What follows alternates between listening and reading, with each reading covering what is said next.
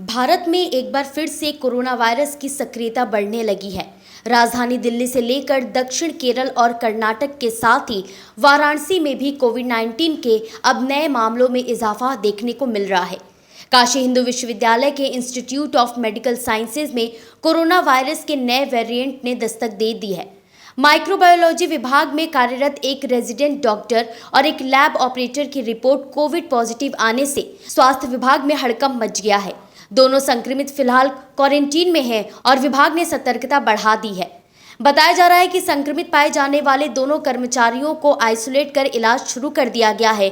साथ ही उनके संपर्क में आए लोगों की पहचान और स्क्रीनिंग करके उनकी जांच की जा रही है।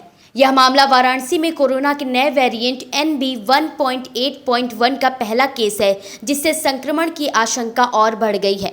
अभी 2 केसेस हमारे पोर्टल पे हैं और दोनों हमारे BHU के IMS लैब माइक्रोबायोलॉजी के संबंधित हैं।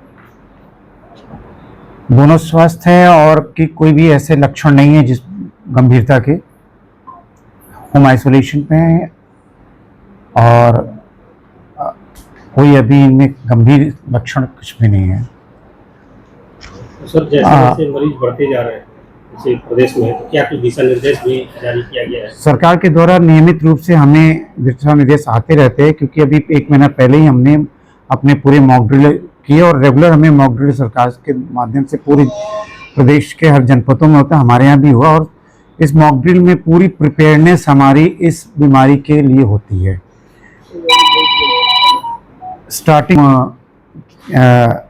पेशेंट का रिसीव और कैसे रिसीव करें और कैसे ले जाएंगे, कैसे क्या करेंगे, और हमारी साथ साथ जितनी हमारी मेडिसिन और ऑक्सीजन सप्लाई सबके लिए पूरा प्रिपेयरनेस नियमित रूप से होती है। और अभी 1 महीना पहले भी हुई और पूरा हम प्रिपेयर हैं।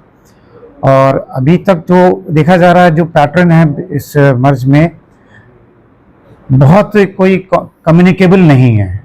ये कुछ लोगों को स्पोरेडिकली हुआ है, जो या तो किसी सर्दी जुकाम अन्य बीमारी में थे या कोई इम्यूनो कॉम्प्रोमाइज थे, लेकिन एक दूसरे से इन्फेक्शन पर जो ट्रांसमिट होता है उस तरह का भी कोई पैटर्न नहीं नज़र आ रहा। और अभी कोई भयभीत होने की आवश्यकता भी नहीं है, क्योंकि वैसे भी एक वायरस है और आमतौर पे इन्फ्लुएंजा वायरस का ये एक पार्ट है और बीच बीच में म्यूटेट होता रहता है, तो कुछ केसेस आने रहते हैं। लेकिन अगर कोई ऐसे खतरनाक स्थिति नहीं है, ना ही कोई अभी जो लोग ग्रसित हैं कोई ऐसे कोई गंभीर स्थिति में। वो अपने जनता को मास्क का प्रयोग करना चाहिए। अभी ऐसी कोई गाइडलाइंस अभी ऊपर से नहीं आई, इसलिए हम इस पर अभी ज़्यादा अपना टिप्पणी नहीं दे सकते हैं। लेकिन सफाई और सतर्कता रहना हमारे लिए, हमारी सेहत के लिए वैसे भी काम का होता है। तो अभी कोई पैनिक होने की कैसे बचा जा सकता है? नियमित रूप से सफाई और सफाई के बारे में हमेशा हम लोग तरफ विज्ञप्ति भी रहती है, और साफ सफाई रखें, अपने व्यक्तिगत सफाई पर विशेष ध्यान दें, और आवश्यकता पड़े तभी मतलब आप अपने भीड़ भाड़ में जाने की कोशिश करें। और अलग से अभी ना ही अपने कोई कार्य से बाधित करने की ज़रूरत है, ना ही किसी को। ऐसा संख्या बढ़ने की उम्मीद है अभी कोई? ऐसा कोई उम्मीद नहीं है अभी। और चूंकि ये मैंने आपसे पहले भी बोला कि वायरस है और ये हर एक पर्टिकुलर पीरियड बाद अपना रूप बदलता है, जैसे म्यूटेट कहते हैं।